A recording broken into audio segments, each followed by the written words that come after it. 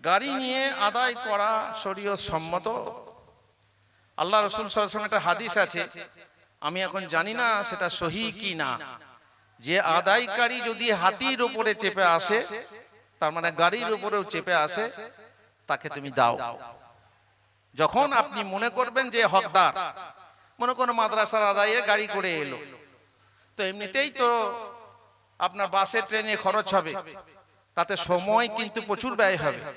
আর একটা মারুতি নিয়ে গেলে বিভিন্ন গ্রামে এক সামান্য সময়ে অনেক আদায় হবে। তাই যদি হয় তাতে কোনো সমস্যা নেই।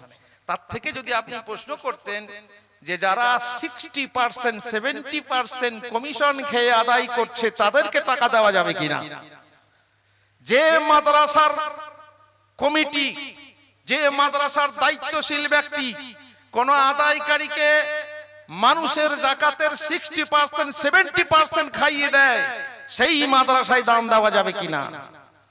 যে গাড়িতে গাড়িওয়ালা একটা খোঁড়া মানুষের সাথে চুক্তি করে নিয়ে গিয়ে তোকে 300 টাকা দেবো, দিন শেষে তো আমার সাথে চল, আর সেই খোঁড়াটাকে দেখিয়ে সেই গাড়িওয়ালা আদায় করছে, বস্তা বস্তা চাল ঘরে লাটিয়ে দিচ্ছে, সেই গাড়িওয়ালাকে দান বা ভিক্ষা দেওয়া যাবে কি না, এই প্রশ্ন হওয়া উচিত। এগুলোকে দেওয়া যাবে না, এগুলো হচ্ছে হকদার নয়, এগুলো হচ্ছে আল্লাহর যাকাতের, আল্লাহর মালে গলত ইস্তেমাল করছে।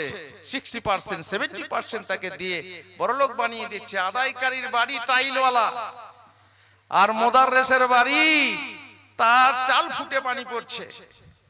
অবশ্য আজকাল মাশাআল্লাহ মুদাররিসদেরও শুনছি কমিশন শুরু হয়ে গেছে। আল্লাহ পানা, আল্লাহর পানা। বেশ, যা কিছু শুনলাম, আল্লাহ তাআলা আমাদেরকে তৌফিক দেন, আমল করার তৌফিক দেন।